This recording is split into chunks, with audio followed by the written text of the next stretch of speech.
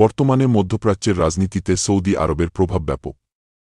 সে সাথে খনিজ তেল রপ্তানির দিক দিয়ে পৃথিবীর অন্যতম শীর্ষ দেশ বলে বৈশ্বিক অর্থনীতির ক্ষেত্রেও দেশটি গুরুত্বপূর্ণ ভূমিকা পালন করে থাকে। আবার ইসলামের সবচেয়ে গুরুত্বপূর্ণ দুটি নগর মক্কা ও মদিনা এ দেশে অবস্থিত বলে ইসলাম ধর্মাবলম্বীদের কাছে দেশটির একটি ধর্মীয় আবেদন আছে। সৌদি আরব শব্দটি দ্বারা বোঝায় এমন একটি রাষ্ট্র যার বাসিন্দারা আরব জাতিগোষ্ঠীর এবং যেটি শাসন করে সৌদ নামক একটি রাজবংশ। আসুন জেনে নিই কিভাবে এ রাষ্ট্রটি প্রতিষ্ঠিত হল।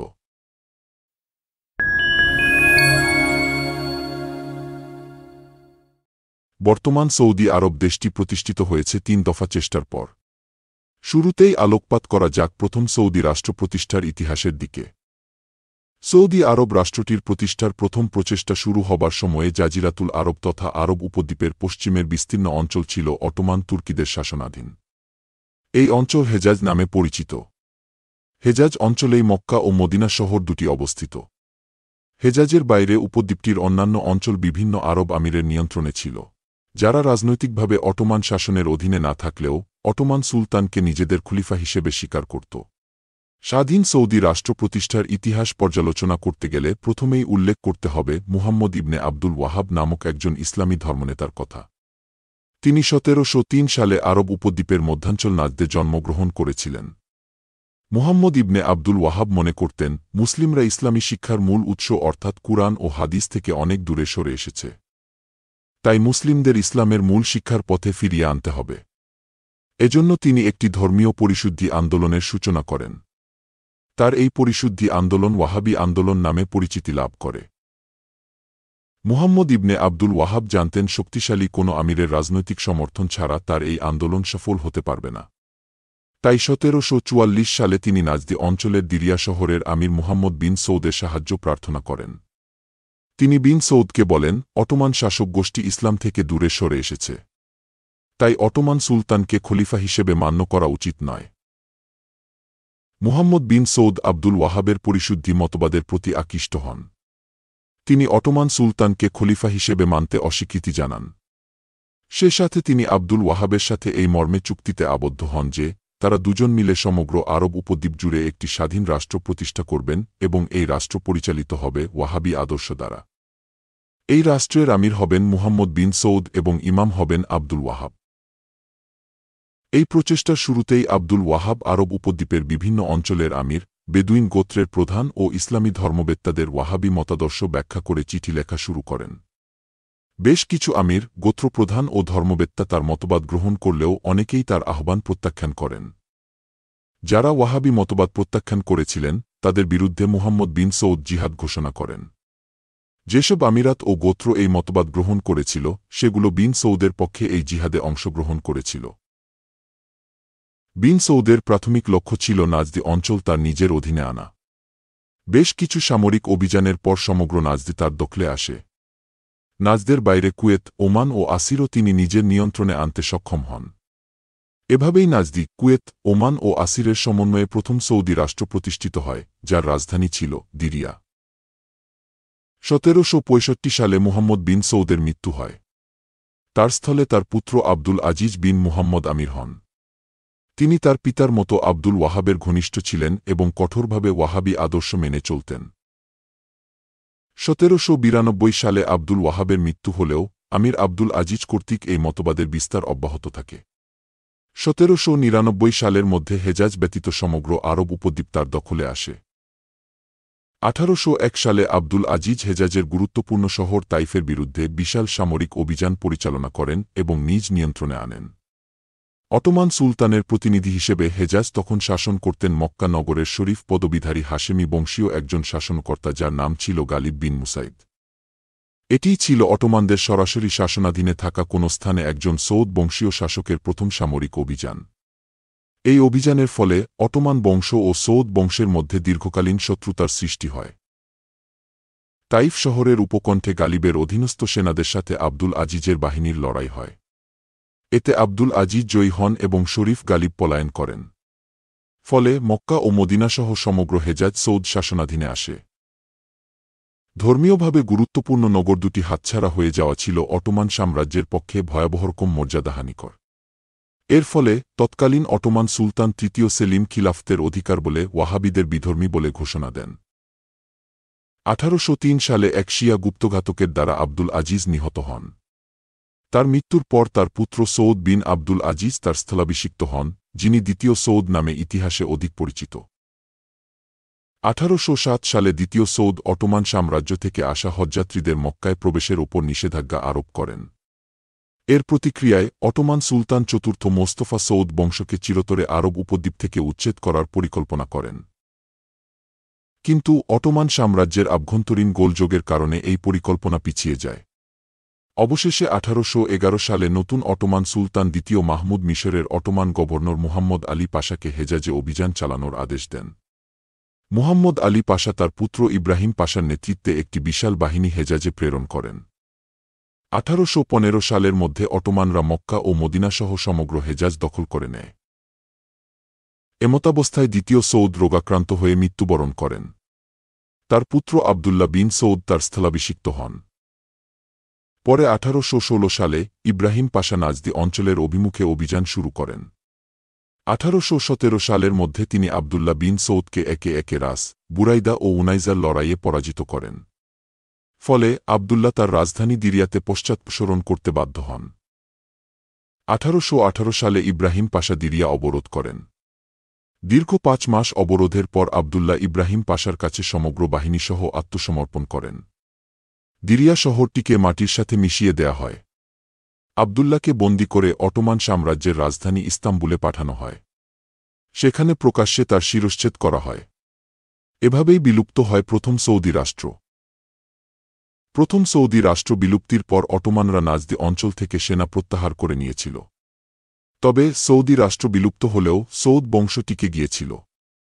প্রথম সৌদি রাষ্ট্রের প্রতিষ্ঠাতা মুহাম্মদ বিন সৌদের পৌত্র তুর্কি বিন আবদুল্লাহ 6 বছর বিভিন্ন স্থানে আত্মগোপনে থাকার পর 1824 সালে নাজদি অঞ্চলের রিয়াদ শহরে আসেন এবং স্থানীয় ওয়াহাবিদের সমর্থনে শহরটিতে নিয়ন্ত্রণ প্রতিষ্ঠা করেন। ধীরে ধীরে রিয়াদের আশেপাশের কিছু অঞ্চল দখল করে তিনি দ্বিতীয় সৌদি রাষ্ট্র প্রতিষ্ঠা করেন, যার রাজধানী ছিল রিয়াদ। 1834 সালে তুর্কি বিন আবদুল্লাহ তারই চাচাতো ভাই মিশারি বিন আব্দুর রহমানের দ্বারা গুপ্ত হত্যার শিকার হন। কিন্তু তুর্কির পুত্র ফয়সাল বিন তুর্কি আব্দুর রহমানকে হত্যার মাধ্যমে পিতৃহত্যার প্রতিশোধ নেন এবং নিজেকে ক্ষমতায় অধিষ্ঠিত করেন। সৌদ বংশকে পুনরায় উচ্ছেদের লক্ষ্যে 1838 সালে হেজাজ থেকে ইব্রাহিম পাশা রিয়াদের দিকে সামরিক অভিযান চালান। রিয়াদের কাছে ইব্রাহিম পাশা ও ফয়সালের বাহিনীর মধ্যে যুদ্ধ হয়, যার শেষে ফয়সাল পরাজিত ও বন্দী হন।